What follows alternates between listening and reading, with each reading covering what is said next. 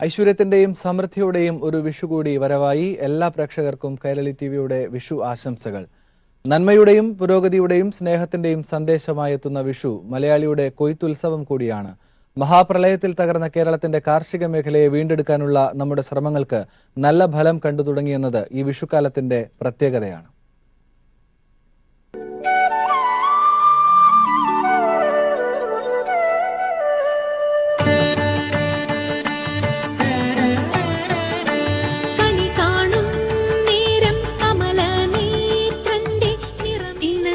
മാസം 1 കേരളത്തിന്റെ കാർഷികോത്സവമായ മറ്റൊരു വിഷുക്കാലം കൂടി വന്നിരിക്കുന്നു. പ്രളയം കേരളത്തെ കവർന്നെടുത്തപ്പോഴും കൊടുംചൂടിൽ വെന്തുരുകുമ്പോഴും മനസ്സിലെ ഗ്രാമത്തിൻ വെളിച്ചവും നന്മയും ഇത്തിരി കൊന്നപ്പൂവുമേന്തി അതിജീവനത്തിന്റെ പ്രതീകമായി ലോകമെമ്പാടുമുള്ള എല്ലാ മലയാളികളും വിഷു ആഘോഷിക്കുകയാണ്. വിഷുവുമായി ബന്ധപ്പെട്ട് വ്യത്യസ്തമായ ആചാരങ്ങളാണുള്ളത്. തേച്ചുരുക്കിയ ഓട്ടുരുളിയിൽ അരിയും നെല്ലും ഉപയോഗിച്ച് പാതി നിറച്ച് കൂടെ അലക്കിയ മുണ്ടും പൊന്നും വാൽക്കണ്ണടിയും കണിവെള്ളരിയും കണിക്കൊന്നയും കിഴക്കോട്ട് തിരിയിട്ട് കത്തിച്ച നിലവിളക്കും നാളികേരപ്പാതിയും ശ്രീകൃഷ്ണന്റെ വിഗ്രഹവും വെച്ച വിഷുക്കണി കണ്ടുകൊണ്ടാണ് ഓരോ മലയാളികളും ഉണരുന്നത്.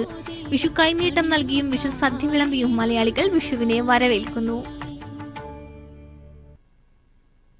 ഗുരുവായൂർ ക്ഷേത്രത്തിൽ വിഷുക്കണി ദർശനത്തിന് വൻ ഭക്തജന തിരക്ക്. പുലർച്ചെ 2:24 മുതൽ 3:24 വരെയുള്ള 1 മണിക്കൂറായിരുന്നു വിഷുക്കണി ദർശനം. 3:30 മുതൽ ഗുരുവായൂരപ്പന് തൈലാഭിഷേകം, വാകച്ചാർത്ത് തുടങ്ങി പതിവ് ചടങ്ങുകളും നടന്നു. പുലർച്ചെ 2:15 മേൽശാന്തി പൊട്ടക്കുഴി കൃഷ്ണൻ നമ്പൂതിരി ശ്രീലകത്ത് പ്രവേശിച്ച് ഗുരുവായൂരപ്പനെ ആദ്യം വിഷുക്കണി കാണിച്ചു. പിന്നീട് ഗുരുവായൂരപ്പന്റെ തൃക്കൈയിൽ വിഷുക്കൈനീട്ടം സമർപ്പിക്കുകയും ചെയ്തു. അതിനുശേഷമാണ് ഭക്തർക്ക് വിഷുക്കണി ദർശനത്തിനായി ശ്രീലകവാതിൽ തുറന്നത്. ഞായറാഴ്ച രാത്രി 9 മണി മുതൽ തന്നെ ആയിരക്കണക്കിന് ഭക്തർ വിഷുക്കണി ദർശനത്തിനായി എത്തിയിരുന്നു. കാർഷിക സമൃദ്ധിയുടെ വിഷുക്കണി കണ്ടുണരാൻ ജൈവ പച്ചക്കറികൾ ഒരുക്കി കർഷകർ. ഇത്തവണ കണിവെള്ളരി പോലും രാസവളരഹിതമാണ് കോഴിക്കോട്ടെ 65 വീടുകൾക്ക്.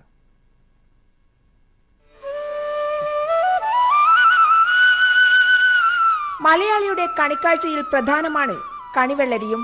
വരും നാളുകളിലെ കാർഷിക സമൃദ്ധിയുടെ കണിക്കാഴ്ചകൾ മലയാളികൾക്കെന്നും മനം കുളിർക്കുന്നതാണ്.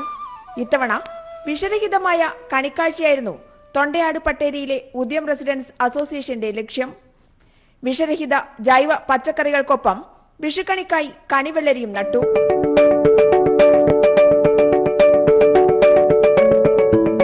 ഞങ്ങൾ ഉദ്യം റെസിഡൻസ് അസോസിയേഷൻ എന്ന് പറഞ്ഞത് സ്റ്റാർട്ട് ചെയ്തിട്ട് 3 മാസമായുള്ളൂ. അപ്പം അന്നേ മൊത്തത്തിൽ എല്ലാ ഈ 65 വീട്ടുകാരുണ്ട്. അവരുടെ എല്ലാവരും ആശയം ഈ ജൈവ പച്ചക്കറി നമ്മൾ ഉണ്ടാക്കണം, അത് എല്ലാവർക്കും കൊടുക്കണം, അതിന് ഫ്രീ ആയിട്ട് കൊടുക്കണം എന്നുള്ളതാണ് ഇപ്പോൾ ഞങ്ങൾ ഉദ്ദേശിക്കുന്നത്. നമ്മൾ ഇത്രയൊന്നും പ്രതീക്ഷിച്ചിട്ടില്ല. ഫസ്റ്റിലെ തുടക്കം എന്നാൽ ഇത്രയൊന്നും പ്രതീക്ഷിച്ചില്ല. അതിൽ ഞങ്ങൾ കഷ്ടപ്പെട്ടതിന് അതിൽ ഞങ്ങൾക്ക് പ്രകൃതി തന്നിട്ടുണ്ട്. അതിൽ വളരെയധികം സന്തോഷമുണ്ട്.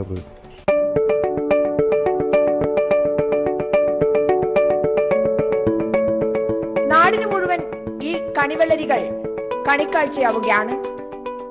ഈ കണിവെള്ളരി ഞങ്ങൾക്ക് ദിവസവും കണിയായിട്ടാണ് അനുഭവപ്പെടുന്നത്. അപ്പം ജൈവ പച്ചക്കറി ആയതുകൊണ്ട് അതിനോട് പ്രത്യേക ഒരു ഇഷ്ടമുണ്ട്. പിന്നെ അതുകൂടാതെ ഇവിടെ ഇങ്ങനെ ചെയ്തത് കൊണ്ട് നമുക്കും ഇത് എന്തൊക്കെ ചെയ്യാന്നുള്ളത് മനസ്സിലായി തുടങ്ങിയിട്ടുണ്ട്. ഇത്തവണ വിഷുവിന് കണി കാണാൻ വിഷരഹിത പച്ചക്കറികൾ ഒരുങ്ങുകയാണ്. കേരളം മാറുകയാണ് ആ പഴയ കാലത്തിലേക്ക്. വിഷരഹിത പച്ചക്കറികളുള്ള ഒരു പഴയ കാലം. കണിവെള്ളരി അടക്കം വിഷരഹിതമായി കഴിഞ്ഞു. കോഴിക്കോട് നിന്നും ക്യാമറമാൻ ഇക്ബാൽ വട്ടംകുളത്തിനൊപ്പം PV ജോഷില. വിഷു ആഘോഷങ്ങളുടെ ഗ്രഹാതുരമായ കാഴ്ചകളുമായി പ്രവാസി മലയാളി ഒരുക്കിയ മ്യൂസിക് ആൽബം ശ്രദ്ധേയമാകുന്നു. മൂവാറ്റുപുഴ സ്വദേശിയായ അനൂപ് നായരാണ് മമ മലയാളം എന്ന പേരിൽ ആൽബം പുറത്തിറക്കിയത്. ദുബായ് ബ്യൂറോയുടെ റിപ്പോർട്ട് കാണാം. ഒരു പ്രവാസി മലയാളിയുടെ ഗ്രഹാതുരമായ വിഷു ഓർമ്മകളാണ് മമ മലയാളം എന്ന മ്യൂസിക് ആൽബം. കേരളത്തിലും UAE-യിലുമായി ചിത്രീകരിച്ച മ്യൂസിക് ആൽബത്തിന്റെ ആശയവും സംവിധാനവും നിർവഹിച്ചത് മൂവാറ്റുപുഴ സ്വദേശിയായ അനൂപ് നായരാണ്. ശരിക്കും ഇതിന്റെ ദൃശ്യാവിഷ്കാരം ഒരു പ്രവാസിയുടെ ഓർമ്മയാണ്. അതായത് ഒരു ഫാമിലി ഒക്കേഷനിൽ അദ്ദേഹത്തിന്റെ പഴയ ക്ലാസ് ഫോട്ടോ കാണാൻ ഇടവരികയും അദ്ദേഹത്തിന്റെ മനസ്സ് നാട്ടിലേക്കൊന്ന് സഞ്ചരിക്കുകയാണ്. അപ്പോൾ സഞ്ചരിക്കുമ്പോൾ അദ്ദേഹത്തിന്റെ ബാല്യവും കൗമാരവും വിദ്യാഭ്യാസവും സ്കൂളിങ്ങും അതുപോലെ നാട്ടിലെ ആഘോഷങ്ങളും അമ്മയുമായിട്ടുള്ള സ്നേഹവും എല്ലാം ഗൃഹാതുരതയും എല്ലാം അദ്ദേഹത്തിൻ്റെ മനസ്സിലൂടെ ഒന്ന് ഓടി മിന്നിമറിയുകയാണ് ചെയ്യുന്നത്.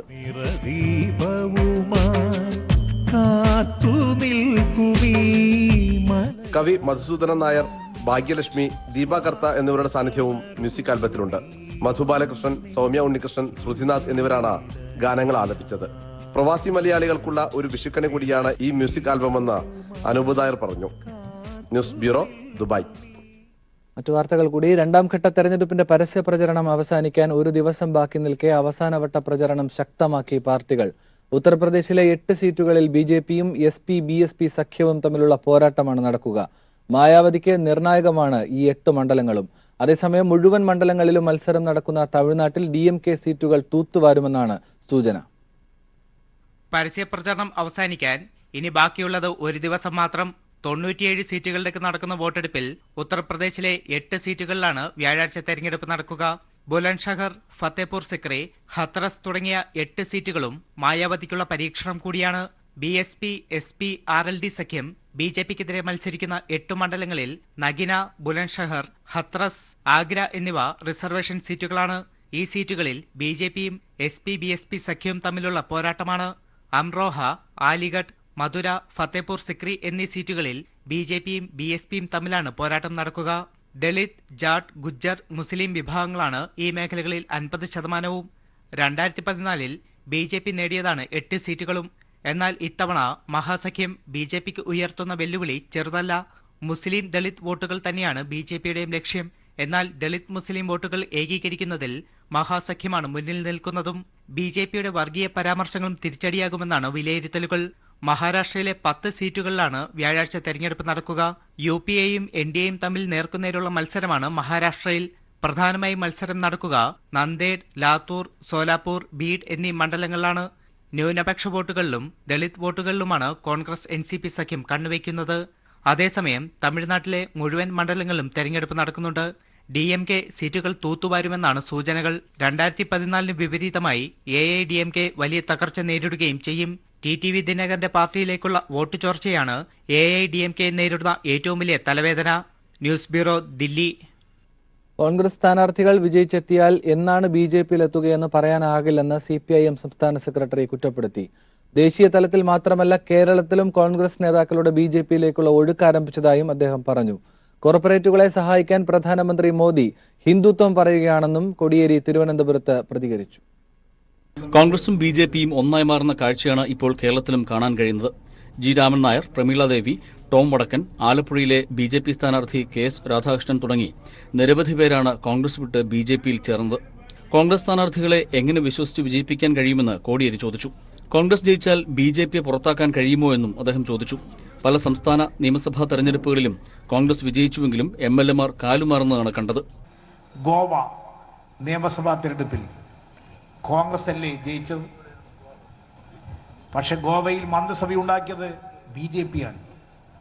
ജയിച്ചത് കോൺഗ്രസ്, മന്ത്രിസഭ ഉണ്ടാക്കിയത് BJP. മണിപ്പൂർ നിയമസഭാ ഇലക്ഷനിൽ ജയിച്ചത് കോൺഗ്രസ്, മണിപ്പൂരിൽ മന്ത്രിസഭ ഉണ്ടാക്കിയത് BJP. അരുണാചൽ പ്രദേശ് 60 അംഗ നിയമസഭയിൽ 34 കോൺഗ്രസുകാർ ജയിച്ചു. ജയിച്ച 34 കോൺഗ്രസുകാരിൽ 33 കോൺഗ്രസുകാരും BJP ചേർന്നു. അങ്ങനെ കോൺഗ്രസിന്റെ മുഖ്യമന്ത്രി അരുണാചൽ പ്രദേശിൽ BJPയുടെ മുഖ്യമന്ത്രിയായി.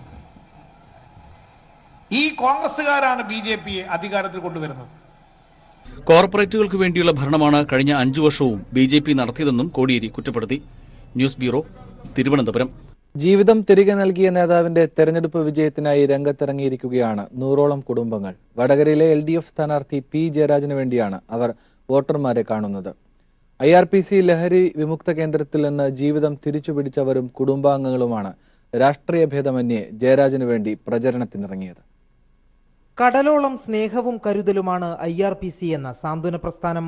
ഇതിന്റെ അമരക്കാരൻ P. ജയരാജൻ മുൻകൈയെടുത്ത് ആരംഭിച്ച IRPC ലഹരി വിമുക്ത കേന്ദ്രം ഇന്ന് 100 കണക്കിന് കുടുംബങ്ങളെ കണ്ണീർ കയത്തിൽ നിന്നും ആശ്വാസ തീരത്തേക്ക് അടുപ്പിച്ചു കഴിഞ്ഞു. പി ജയരാജന്റെ തിരഞ്ഞെടുപ്പ് വിജയത്തിനായി ഒത്തുകൂടിയ അവരുടെ വാക്കുകൾ തന്നെ കേൾക്കുക.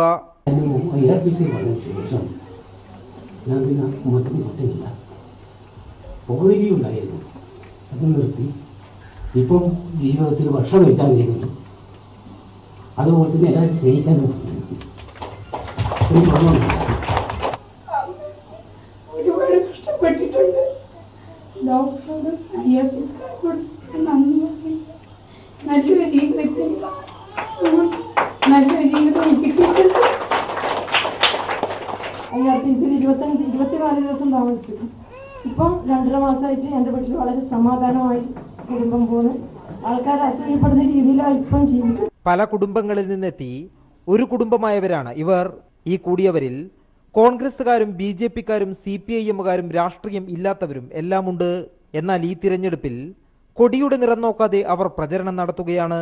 ജീവിതത്തിന് നിറം പകർന്ന പി ജയരാജന് വേണ്ടി. എൻ്റെ പിന്നിൽ കാണുന്നവരെല്ലാം ഒരേ രാഷ്ട്രീയത്തിൽ വിശ്വസിക്കുന്നവരല്ല.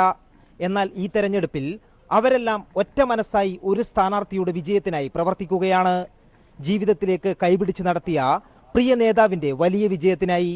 തലശ്ശേരിയിൽ നിന്നും ക്യാമറാമാൻ ജയൻ കല്യാശ്ശേരിക്കൊപ്പം M സന്തോഷ്. CPIM കോഴിക്കോട് ജില്ലാ കമ്മിറ്റിയുടെ നേതൃത്വത്തിൽ വിഷു ഈസ്റ്റർ ആഘോഷത്തിന്റെ ഭാഗമായി കുടുംബ സംഗമം സംഘടിപ്പിച്ചു. ജില്ലാ കമ്മിറ്റി ഓഫീസ് പ്രവർത്തിക്കുന്ന പരിസരത്തെ റെസിഡൻസ് അസോസിയേഷനിലെ അംഗങ്ങളാണ് കുടുംബ സംഗമത്തിൽ ഒത്തുചേർന്നത്. സ്ത്രീകളും കുട്ടികളും ഉൾപ്പെടെ 140ഓളം കുടുംബങ്ങളിലെ അംഗങ്ങൾ സംഗമത്തിൽ പങ്കാളികളായി. ചടങ്ങിൽ CPIM ജില്ലാ സെക്രട്ടറി P മോഹനൻ, TP ദാസൻ, മുഹമ്മദ് റിയാസ്, തോട്ടത്തിൽ രവീന്ദ്രൻ തുടങ്ങിയവർ സംസാരിച്ചു. കാസർഗോഡ് ലോക്സഭാ മണ്ഡലത്തിൽ NDAയുടെ തെരഞ്ഞെടുപ്പ് പ്രചരണത്തിന് ഇനിയും പ്രമുഖ നേതാക്കൾ ആരും എത്തിയിട്ടില്ല. പൊതുപ്രചരണം അവസാനിക്കാൻ ശേഷിക്കുന്നത് ഇനി ഒരാഴ്ച മാത്രമാണ്. പ്രചരണ രംഗത്ത് മണ്ഡലത്തിൽ BJP മുൻകാലങ്ങളെ അപേക്ഷിച്ച് ഏറെ പിന്നിലാണെന്നതും ശ്രദ്ധേയമാണ്. കാസർഗോഡ് ലോക്സഭാ മണ്ഡലത്തിൽ LDF, UDF സ്ഥാനാർത്ഥികളുടെ പ്രചാരണത്തിന് സംസ്ഥാന ദേശീയ നേതാക്കൾ ഇതിനകം എത്തിയെങ്കിലും NDAയ്ക്ക് വേണ്ടി ഇതുവരെ ഒരു നേതാവും പ്രചാരണത്തിനെത്തിയില്ല. ആകെ നടക്കുന്നത് NDA സ്ഥാനാർത്ഥി രവീശ തന്ത്രികുണ്ടാറിന്റെ പൊതുസ്വീകരണ പരിപാടികൾ മാത്രം. BJP സംസ്ഥാന സമിതി അംഗം കൂടിയാണ് സ്ഥാനാർത്ഥി രവീശ തന്ത്രികുണ്ടാർ. മുൻകാലങ്ങളിൽ BJP പ്രചാരണത്തിന് മുൻതൂക്കം നൽകുന്ന ലോക്സഭാ മണ്ഡലങ്ങളിലൊന്നാണ് കാസർഗോഡ്. അപ്പോൾ കണ്ടിരുന്ന ആവേശവും ഇത്തവണ പ്രവർത്തകരുടെ ഭാഗത്തുനിന്ന് കാണാനാകുന്നില്ല. കാസർഗോഡ്, മഞ്ചേശ്വരം നിയമസഭാ മണ്ഡലങ്ങളിൽ മാത്രമാണ് ഇപ്പോൾ കാര്യമായ പ്രചാരണ പ്രവർത്തനം നടക്കുന്നത്.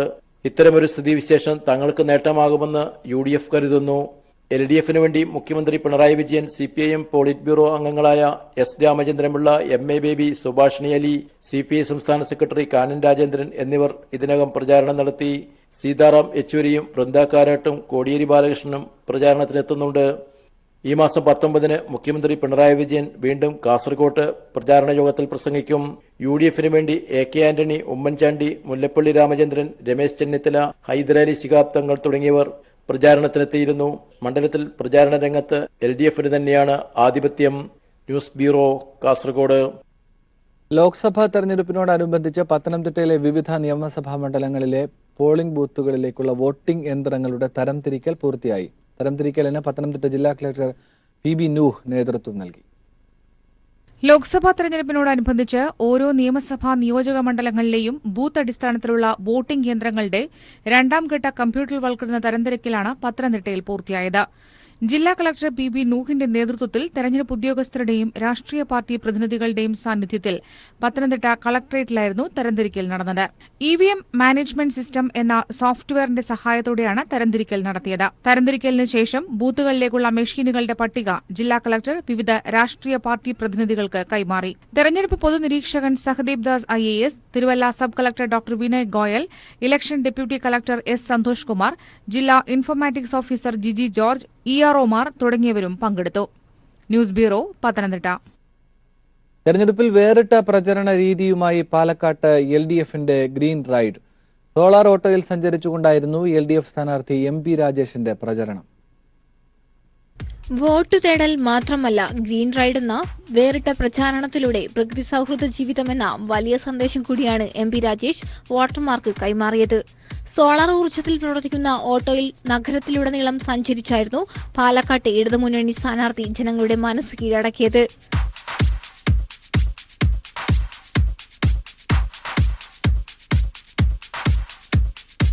അഞ്ചുവിളക്ക് മുതൽ വിക്ടോറിയ കോളേജ് വരെയായിരുന്നു ഗ്രീൻ റൈഡ്. സ്ഥാനാർത്ഥിക്കൊപ്പം നിരവധി ഇലക്ട്രിക് വാഹനങ്ങളും ഗ്രീൻ റൈഡിൽ പങ്കെടുത്തു. തെരഞ്ഞെടുപ്പ് ക്യാമ്പയിൻ എന്ന് പറഞ്ഞാൽ ആളുകളെല്ലാം ഉറ്റുനോക്കുന്നതാണ്, ആളുകളെല്ലാം കാണുന്നതാണ്. അപ്പൊ അതിൽ ഇത് ഉപയോഗിക്കുമ്പോൾ അത് കൂടുതൽ ശ്രദ്ധിക്കപ്പെടും, കൂടുതൽ ഡിബേറ്റ് ചെയ്യാൻ സൗകര്യമുണ്ടാവും. ഒരു പരിസ്ഥിതി സൗഹൃദ സമീപനം എന്നത് വികസനത്തിൽ അനിവാര്യമാണെന്ന് പ്രളയം നമ്മളെ അത് പഠിപ്പിച്ചിട്ടുണ്ട്. ഇപ്പോൾ കൊടും ചൂട് നമ്മളെ അത് പഠിപ്പിച്ചുകൊണ്ടിരിക്കുന്നുണ്ട്. അപ്പൊ അത് ആളുകളിലേക്ക് എത്തിക്കാനുള്ള ഈ ഹരിത രാഷ്ട്രീയം ഒരു ചർച്ചാ വിഷയമാക്കാനുള്ള ഒരു ഉപാധി എന്ന നിലയ്ക്കാണ് ഇത് ഉപയോഗിക്കുന്നത്. വേറിട്ട പ്രചാരണ രീതികളുമായി ഇടതുമുന്നണി സ്ഥാനാർത്ഥി MP രാജേഷ് തുടക്കം മുതൽ പ്രചാരണ രംഗത്ത് ഏറെ മുന്നിലാണ്. News bureau, Palakkad. ഈ വാർത്താ ബുള്ളറ്റിൻ പൂർണ്ണമാകുന്നു. നമസ്കാരം.